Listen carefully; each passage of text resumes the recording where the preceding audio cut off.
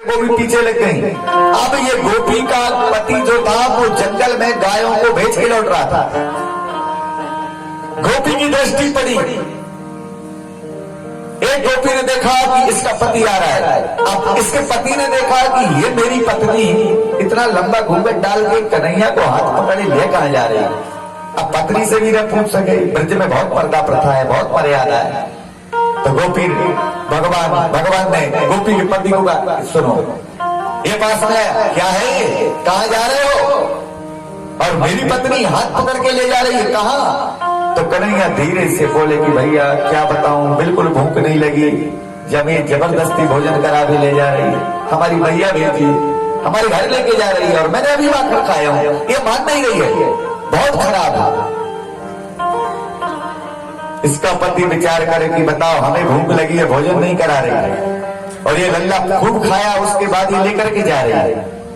पत्नी मेरी और भोजन इसे कराएगी, ये अपराध, क्या जमाना आ गया। ये तो सोच रहा है। कन्हैया बोले क्या सोच रहा है भैया, क्या कहें भैया, ये तुम्हें भोजन कराने ले जा रही, तुम्हें करना है क्या? बोलो तुम्हें भोजन करना है?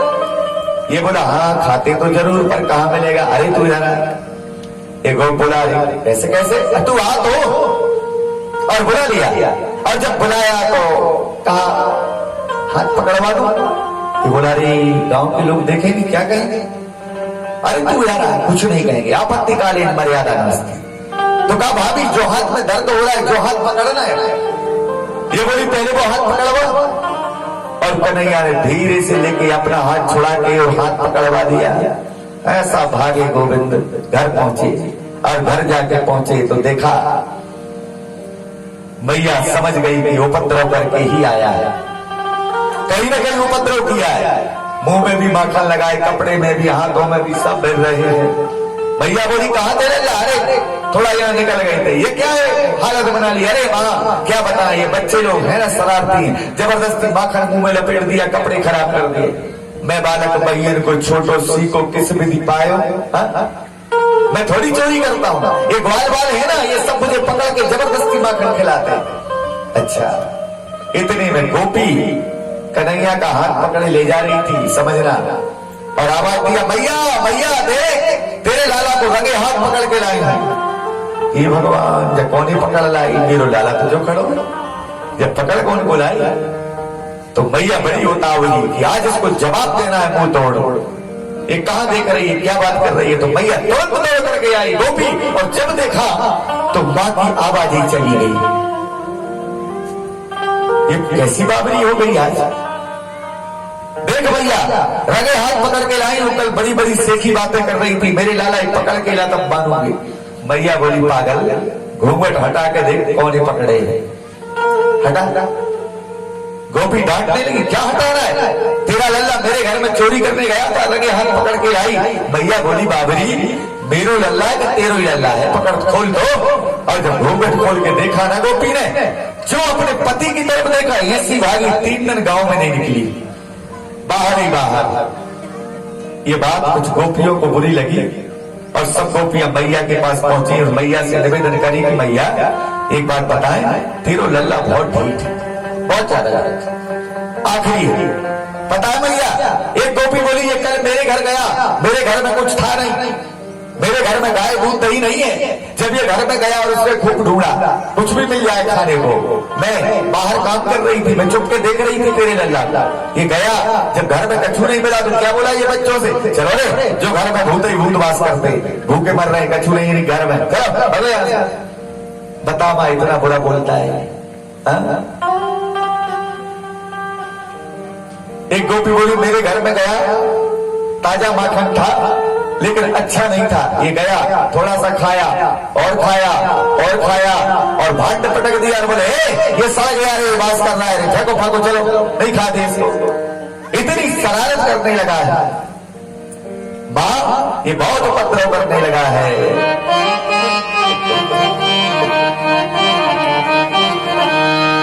भैया अपने लल्ला समझा ले,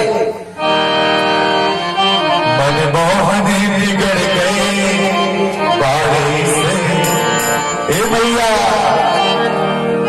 मनमोहन बिगड़ गए बारी से, मनमोहन बिगड़ गए बारी से, मनमोहन बिगड़ गए बारी से, मनमोहन बिगड़ गए बारी से।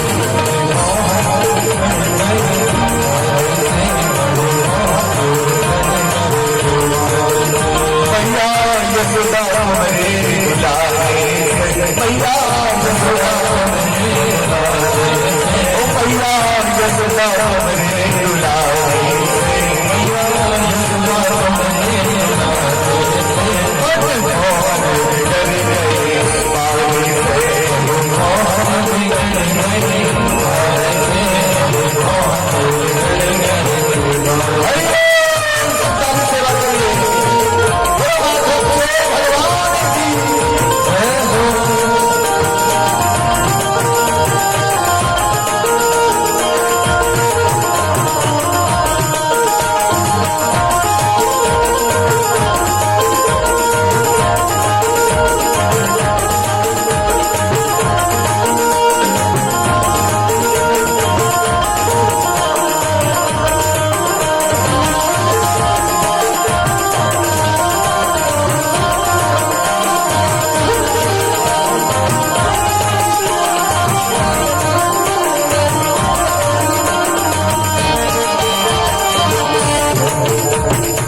भैया। सुबह से लेकर के शाम तक सेवा करने का ये कोई काम करता है और कुछ नहीं। थोड़े दूध दही के लाने, थोड़े दूध दही के लाने, थोड़े दूध दही के लाने, थोड़े दूध दही के लाने, थोड़े दूध दही के लाने, थोड़े दूध दही के लाने, घर घर सजाए मैया, घर घर सजाए, मनमोहन बिगड़ गए बारी से, मनमोहन बिगड़ गए बारी से, मनमोहन बिगड़ गए बारी से।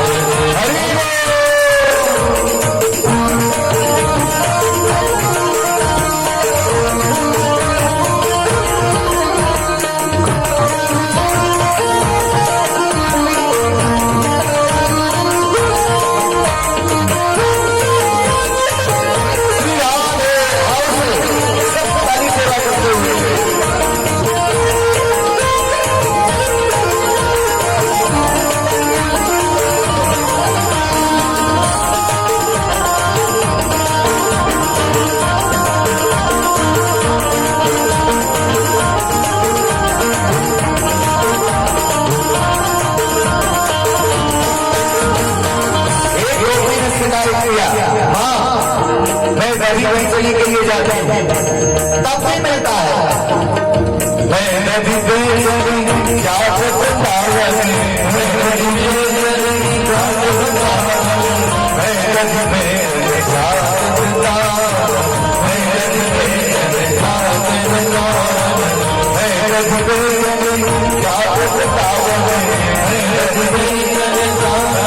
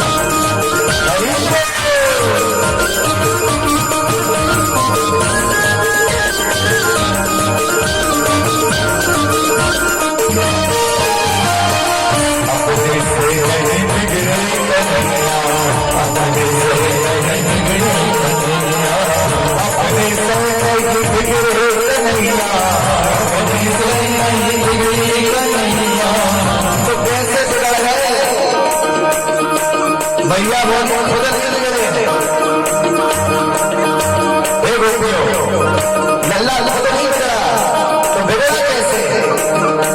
इन सखियन के गीत सारे से मन मोहन बिगड़ गए,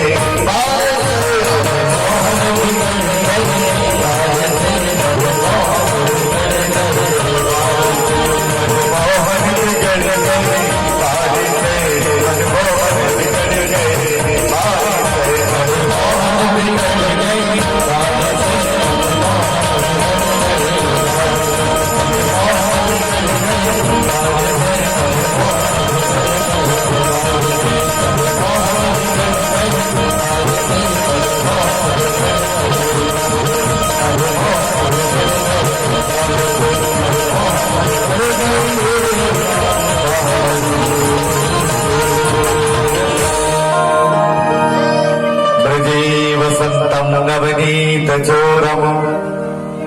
ब्रज में वास करते हुए भगवान नवनीत की चोरी कर रहे हैं, समझिएगा। नवनीत चोरम गोपांग नानाम चदुकूल चोरम। देखिए, जिस गोपी के घर में भगवान माखन चोरी करने जाते थे ना,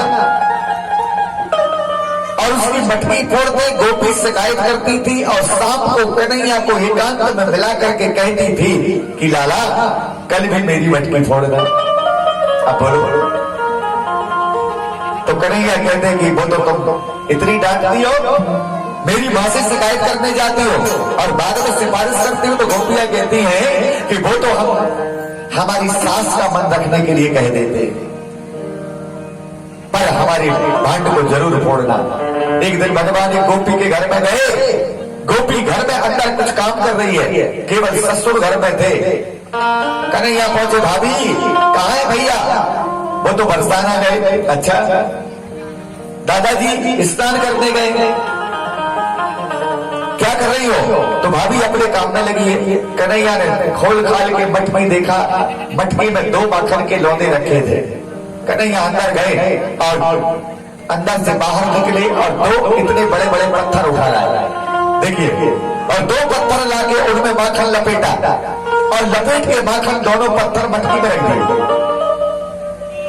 मटकी में रखा और जितने माखन के 2 लौंदे थे वो खा गए और खा के निकल गए। अब देखा कि गोपी के ससुर आ रहे हैं तो पीछे पीछे लगे। दादाजी, अरे आओ कन्हैया, बैठो बैठो बैठो। अब आसन लगा दिया बहू ने ससुर के लिए कि ये भोजन करेंगे, और बहू ने सोचा कि मैं रोटियां बना दूं, तो माखन की मटकी ला करके ससुर के सामने रखा। कन्हैया बोले, भाभी क्या बना रही हो? बोले, कुछ नहीं, माखन रखा है, दादाजी रोटियां दे रही हो तो माखन रोटी खाएंगे। दादाजी बोले, बैठ लल्ला, तुम भी माखन रोटी खा रही। कन्हैया बोले, हमें तो भूख नहीं है, हम बहुत खा के आए। अरे थोड़ा सा ले, नहीं नहीं। अब बहू घूंघट डाल के रोटी बना रही है। कन्हैया बोले, दादाजी जब भाभी कौन गांव से लाए हो? बड़ी प्यारी भाभी है, घूंघट की ओट से देख रही है, वो गोपी का नहीं आता। तो दादाजी बोले कि ये बरसाने से आई है।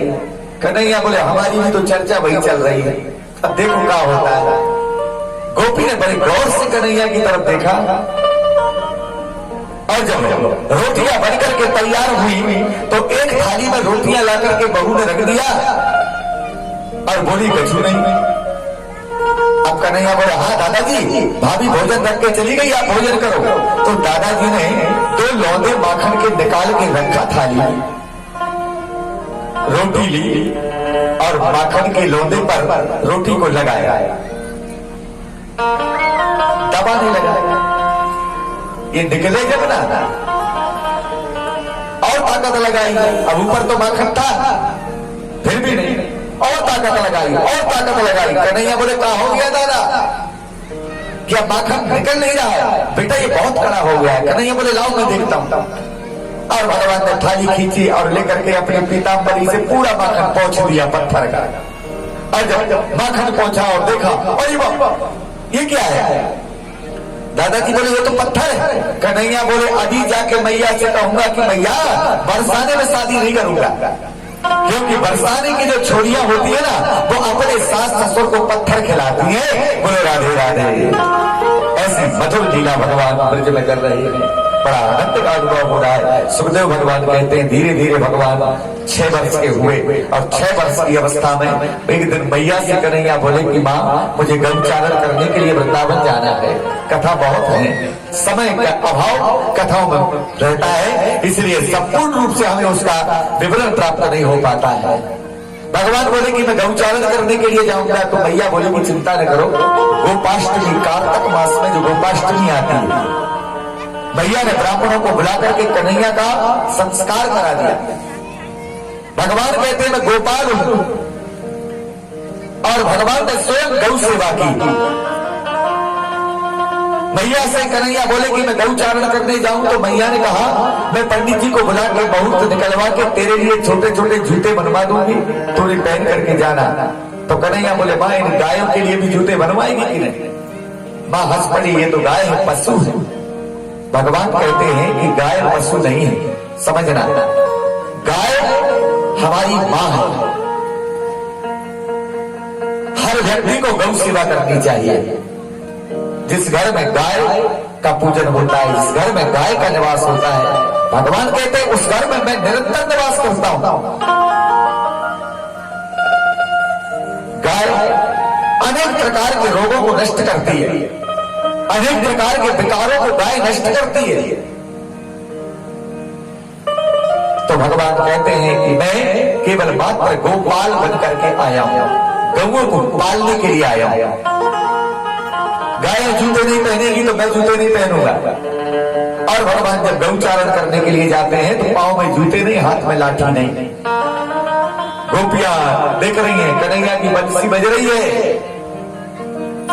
कि बरे हा पीरम नट बर वपुमो करुणयो कर्णिकारा विप्रवासा कनक कपिसमो दैजयन्तीं जमाला रत्नान वेणुधर सुधरा पूजयन गोप ब्रह्मे वृंदारण्य समरम नमो प्राविशद गीत कीर्ति।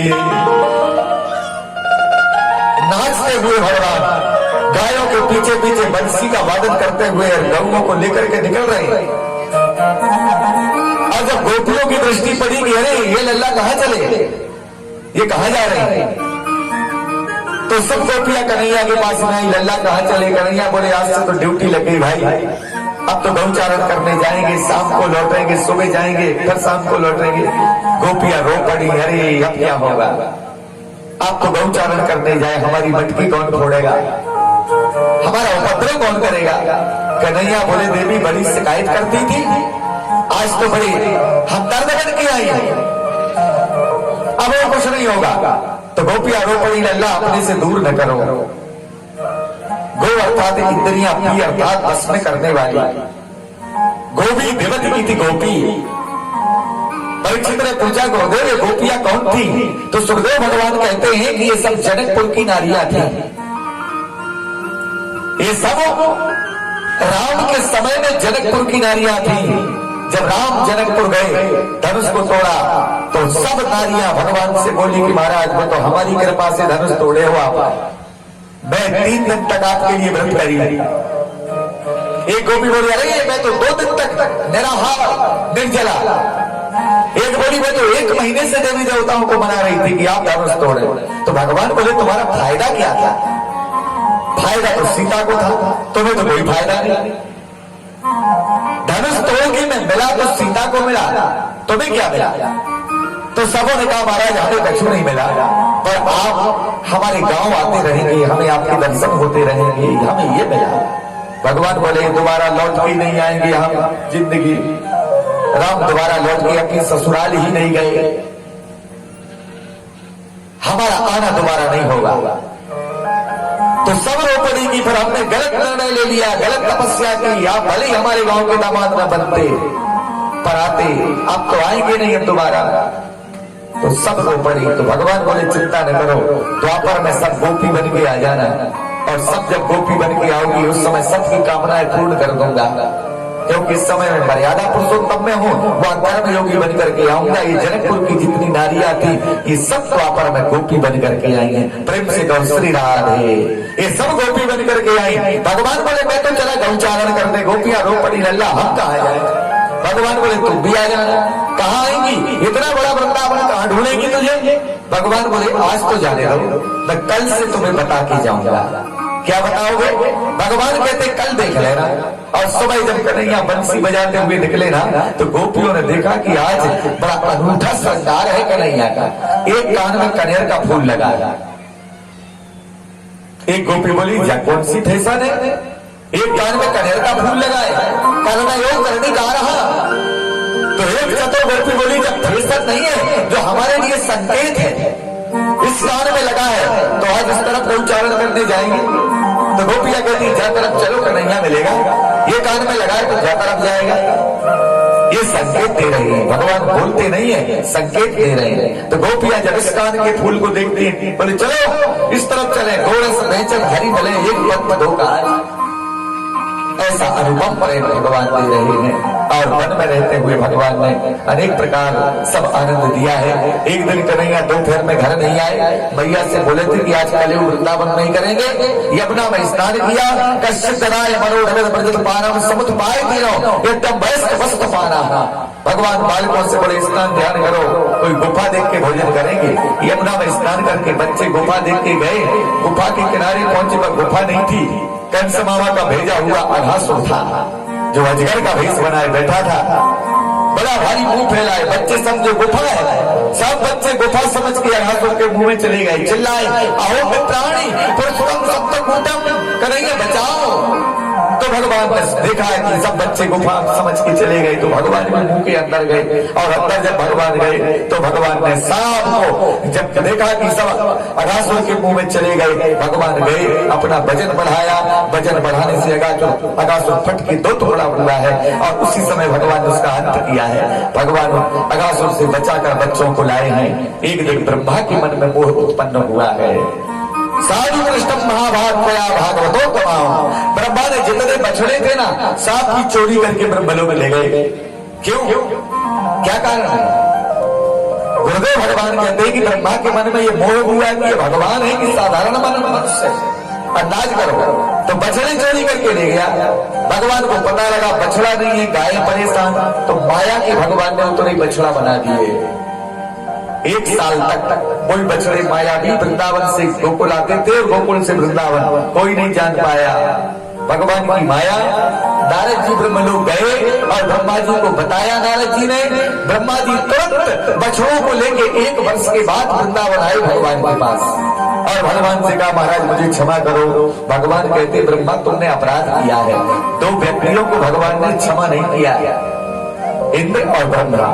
इंद्र को तो क्षमा दान दिया है, जीवन दान दिया है, पर ब्रह्मा से कहा कि ब्रह्मा तुम्हारे कहीं मंदिर नहीं मिलेंगे, मात्र एक पुष्कर में। समझिएगा, एक मात्र पुष्कर में ब्रह्मा का मंदिर है, पूरे ब्रह्मांड में ब्रह्मा का मंदिर नहीं। स्थान बदल गया तो पूजा के योग्य नहीं। जो व्यक्ति घर परिवार समाज राष्ट्र देश को तोड़ने का काम करता है, वो व्यक्ति मेरी जगह में स्थान नहीं पाता है। ब्रह्मा तूने बछड़ों को इनकी माओं से दूर रखा है, मुझसे दूर रखा है, तू तोड़ने वाला व्यक्ति है, और तोड़ने वाले व्यक्ति को मैं क्षमा नहीं करता। भगवान ने ब्रह्मा से कहा तेरा कहीं स्थान नहीं रहेगा। ब्रह्मा चरणों में गिर पड़े, महाराज कहूं तो दे दो। तो भगवान को थोड़ी सी दया आई, तो भगवान ने कहा नवग्रहों के बीच में बैठे रहना। ब्रह्मा मुरारी त्रिपुरांतकारी, आगे पीछे कुछ नहीं। ब्रह्मा जी प्रदक्षिणा करके गए। सुखदेव भगवान कहते हैं भगवान ने धीरे धीरे अन्यत्र लीलाएं की। वृंदावन में जाकर के धेनुकासुर नाम करके दैत्य का भी भगवान ने संहार किया है, और धेनुकासुर को मारा है। एक जो कंस का भेजा हुआ है, यमुना के किनारे घूमते हुए भगवान ने देखा कि यमुना का एक जगह का जल विषैला हो गया है। भगवान पूछे यहाँ क्या है? ग्वाल बाल बोले यहाँ काली नाग है, कालिया नाग रहता है। तो भगवान बोले वो यहाँ क्यों रहता है? बोले महाराज पता नहीं, यहाँ का जल दूषित कर दिया। कोई भी पशु पक्षी जीव जंतु यहाँ का जल पीते वो मर जाते। कन्हैया बोले कल देखते, कल देखते। दूसरे दिन भगवान गेंद खेलने गए।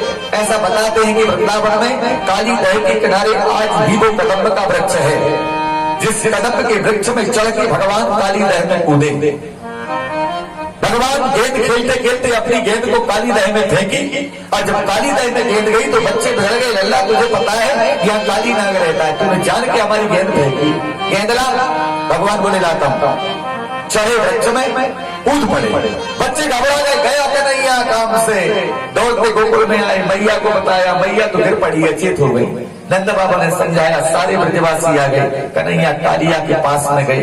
कालिया की पत्नी ने देखा कि कौन है, सुंदर बालक को देखा। प्रणाम मां। कालिया की पत्नी ने गोविंद को देख करके मंत्रमुग्ध हो गई। बेटा तुम कौन हो, कहां से आए हो? भगवान बोले मैं कृष्ण हूं, वासुदेव पुत्र हूं, गोकुल का रहने वाला हूं। हमारी गेंद आ गई है, या कारण से हम गेंद लेने आए हैं। काली की पत्नी बोली बेटा गेंद उठाओ, निकल जल्दी। कन्हैया बोले ऐसे कैसे निकलूंगा, तेरे पति से बात करके जाऊंगा। तू जानता नहीं है इतना विषय आए, फुनकार अकेला मारेगा तो तू बचेगा नहीं। कन्हैया बोले यही तो देखना चाहता है। और भगवान ने अपने पैर का प्रहार काली की पूंछ पर तड़ाक से किया है। काली अपने 1000 फनों जैसी विकृत रूप लेकर के भगवान पर फुनकार मारी है। भगवान और काली का युद्ध हुआ गए, घमासान युद्ध हुआ। लड़ते लड़ते भगवान काली के मस्तक में खड़े हो गए और तांडव किया। तांडव गति मुंडन पर नाचत गिरधारी। भगवान ने तांडव किया, और जब तांडव नृत्य किया तो काली समझ गया कि अब तो भाई ये कोई साधारण व्यक्ति नहीं है। काली ने भगवान से बहस किया। काली, बाली और बली